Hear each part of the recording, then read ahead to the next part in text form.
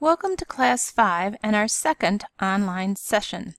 Our topics this week will include the 5 stages of team development and the 5 characteristics of people as they adopt an innovation or change.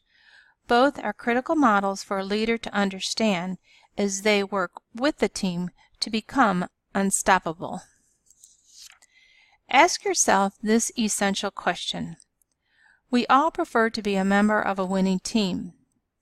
If your current school team does not feel successful, how does it impact your personal motivation? As discussed in Saphir and King's article, Good Seeds Grow in Strong Cultures, how does one's energy transfer to our student relationships and then their academic achievement? No matter how perfectly everyone on a team gets along, or how skilled team members are at group processes and team skills, every team will go through stages as it develops into maturity. The first 4 stages of team growth were developed by Bruce Tuckman and published in 1965. His theory, called Tuckman stages, was based on research he conducted on team dynamics. He believed, as is a common belief today, that these stages are inevitable in order for a team to grow to the point where they are functioning effectively together and delivering high-quality results.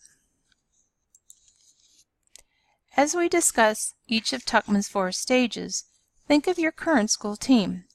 How are the members on your team interacting?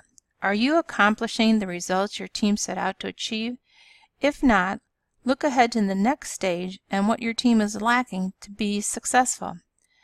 This chart shares some of the indicators you would observe at each stage of team development. Please take a look at the bullets for the forming stage. The forming stage takes place when the team first meets each other. They share information about their backgrounds, interests, and experience and form first impressions of each other. They effectively are feeling each other out and finding their way around how they might work together. As the team begins to work together, they move into the storming phase. This stage is not avoidable. Every team, especially a new one, goes through this part of developing as a team. Members are starting to speak up with differing opinions, which causes conflict within the team. For team members who do not like conflict, this is a difficult stage to go through. Some teams do not move beyond this stage and are filled with low morale and distrust. When the team moves into the norming stage, they are beginning to work more effectively as a team. They are no longer focused on their own individual goals, but instead focused on developing a way of working together. The team members begin to trust each other and actively seek each other out for assistance to work for a common goal. In the performing stage, teams are now functioning at a very high level. The team members have gotten to know each other, trust each other, and rely on each other. The team is highly motivated to get the job done. When they disagree, the team can work together and come to consensus without interrupting their progress. In 1977, Tuckman, jointly with Marianne Jensen, added a 5th stage, adjourning, to these 4 stages. The adjourning stage is when the team has completed the current project or goal and team members are moving off in different directions. It is extremely important to evaluate and celebrate the team's success to achieve closure and well-deserved recognition for their high performance. As you think about your current team, the speed at which you go through these stages depends on the size of your membership, the complexity of the task, and the circumstances of the situation. In any stage, there is a possibility that the team may revert back to the prior stage. For example, it is possible for the team to fall back to the storming stage if one of the members starts working independently. Or the team could revert back to the forming stage if a new member joins the team. Usually, if there are significant changes that throw a wrench into the works, the team will revert back to the earlier stage until they are able to manage through the change. It is important to note that teams will develop faster if they are given appropriate support by their leader as they move from congeniality to the goal of collegiality. The question is, what does the leader do? Similar to the levels of decision-making discussed in Module 3, there is more leader influence in the beginning stages of team development. In the forming stage, the team is very dependent on the leader for guidance. The leader establishes how they will work together and ensures that all members are involved in creating norms and procedures.